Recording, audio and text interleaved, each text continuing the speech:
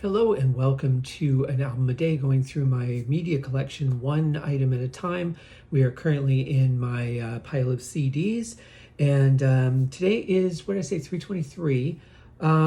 This one's a little bit difficult for me because of the timing of all of this. This was shortly after I had started my podcast, Uriah Heep, the Magician's Podcast, a few years ago. If you're not familiar with that, I did a review of every single song the band ever recorded. Also covered one of their live albums.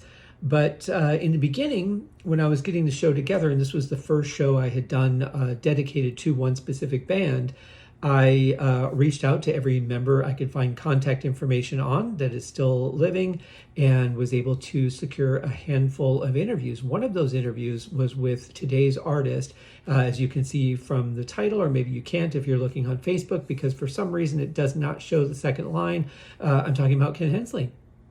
Great songwriter, singer, keyboard player, guitar player. I'd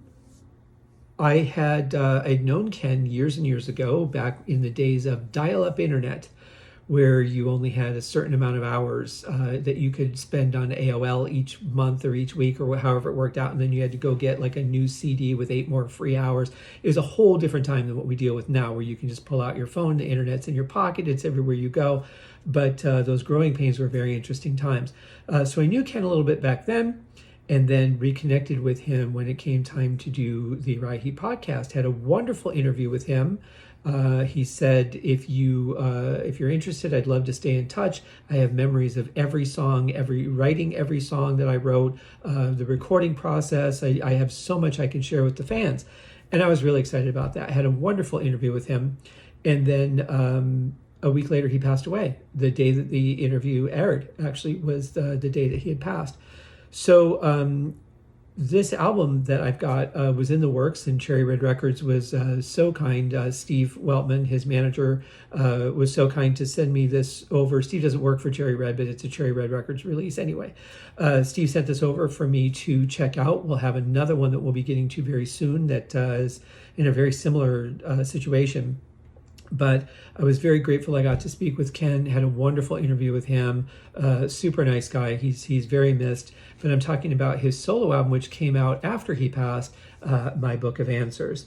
This is one that he had obviously recorded, had completed the recording ahead of time, so at least that was done. And then his passing was fairly sudden. There weren't really any major concerns about his health or anything, and it just kind of happened. And sometimes that's how it goes.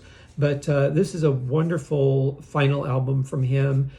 From talking to Steve about it, and it seemed to me that this was really a personal album, the album that he really wanted to make. So he went out on a really good note. He was very happy with it, and that I think is wonderful. I love this album. I think it's a fantastic collection of songs. I did a review of it on the Haskingcast podcast, of course, and here is the CD that we get. It's very nice. We get the, like I said, there's the front of the book and then the back. This is all paper, so no plastic used up in this, which is really nice. We get this bit here and this wonderful picture of Ken with some more of the history of how this all came together. And then, of course, we get this wonderful thick booklet. I actually really like this for an album cover. I think it's very interesting. I like the color duality there.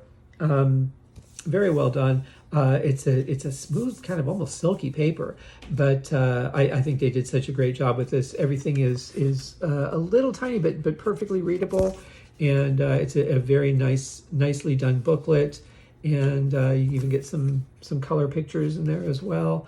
But you get all the lyrics, you get the story of the album, how it all kind of came together. There's some nice shots of Ken. I'll tell you, it's interesting because the day that I interviewed him, there was a time change here in America, but there wasn't in Spain yet where he is. And so I ended up calling him an hour early, and he didn't pick up. And I thought, no, did I have the wrong time? I'm like, no, I double checked the time difference between Spain and the US and everything. So I waited a few minutes and I called him back, and he picked up. And apparently he was having a discussion with his editor on a live video that he was editing at the time. And so he ended up doing the entire podcast from his car. and it was early in the morning. He got to watch the sunrise while we spoke. He said, I have 11 dogs, so if I try to go inside, we'll never be able to record anything. So I thought that was really cool of him to just sit outside, enjoy a sunrise, and have a conversation on a podcast.